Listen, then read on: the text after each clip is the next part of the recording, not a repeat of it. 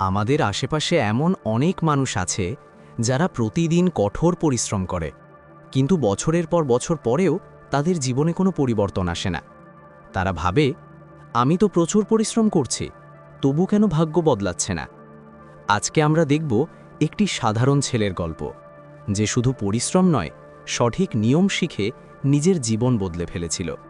তাহলে চলুন গল্পটা শুরু করা যাক।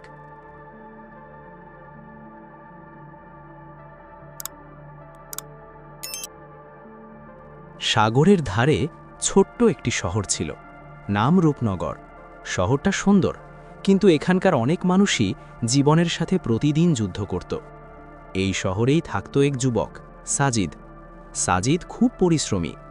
ভোরে ঘুম থেকে উঠে দোকানে যায়, সারা দিন মাল টানে, কাস্টমার সামলায়, রাতে ক্লান্ত শরীরে বাড়ি ফেরে। মাস শেষে বেতন পায়, কিন্তু আশ্চর্যের বিষয়, বছরের পর বছর এমন খাটার পরও তার জীবনে কোনো পরিবর্তন আসে না। না সঞ্চয়, না সচ্ছলতা, না ভবিষ্যতের নিশ্চয়তা। এক রাতে সাজিদ সমুদ্রপাড়ে বসে দীর্ঘশ্বাস ফেলল।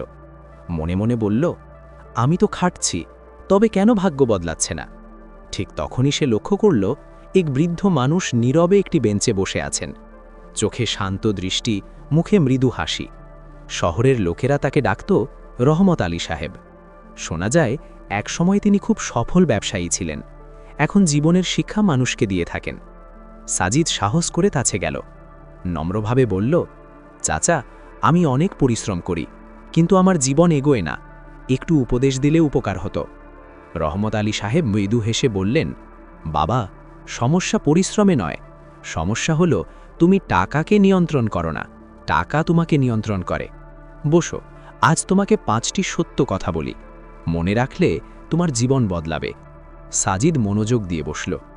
প্রথম কথা, রহমত সাহেব বললেন, ধরো তুমি মাসে 10,000 টাকা পাও। তুমি যদি 11,000 খরচ করো, তুমি গরিবই থাকবে। আর যদি 8,000 খরচ করো, তুমি ধীরে ধীরে ধনী হবে। নিয়মটা সহজ, আয়ের চেয়ে কম খরচ। সাজিদ মাথা নিচু করল। সে বুঝল, এতদিন সে প্রয়োজনের চেয়ে বেশি খরচ করত। দ্বিতীয় কথা, বিপদের জন্য টাকা রাখো। জীবন হঠাৎ বদলে যায়, রহমত সাহেব বললেন। অসুখ, দুর্ঘটনা, চাকরি হারানো কিছুই আগাম বলে আসে না। তাই কিছু টাকা আলাদা রাখবে, শুধু বিপদের জন্য। এই টাকা তোমাকে ঋণের হাত থেকে বাঁচাবে।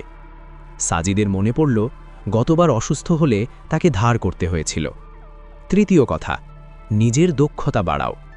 রহমত সাহেব বললেন, তুমি দোকানে কাজ করো, কিন্তু যদি নতুন কোনো কাজ শেখো, ইলেকট্রিক, মোবাইল রিপেয়ার, কম্পিউটার, তাহলে তোমার দাম বাড়বে। দক্ষতা হলো এমন সম্পদ যা কখনো নষ্ট হয় না।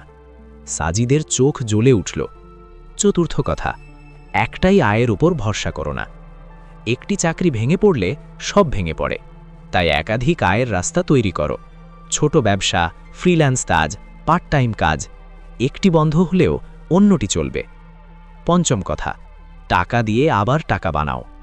রহমত সাহেব শেষ কথা বললেন, যখন তোমার সঞ্চয় বাড়বে, সেই টাকা শুধু জমিয়ে রাখবে না, বুদ্ধি করে বিনিয়োগ করবে, যাতে তুমি কাজ না করলেও টাকা আসে। এটাই প্রকৃত মুক্তি। সাজিদ গভীরভাবে কথাগুলো শুনল।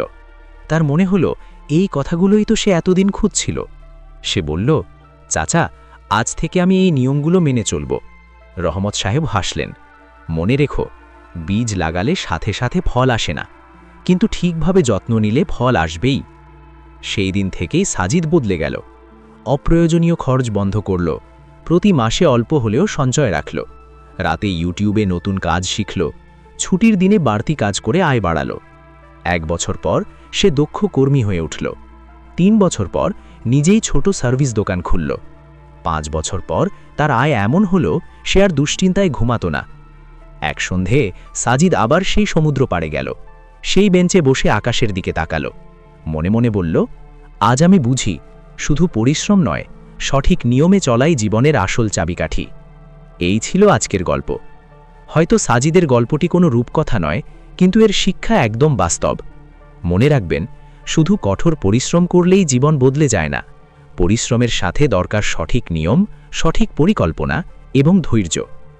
আজ আপনি যেখানে আছেন, সেখান থেকেই শুরু করুন। ছোট ছোট পরিবর্তনই একদিন বড় সাফল্যের জন্ম দেয়। যদি গল্পটি আপনার ভালো লেগে থাকে তাহলে এটি আপনার প্রিয়জনদের সাথে শেয়ার করুন।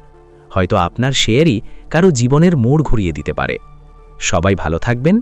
আল্লাহ হাফেজ।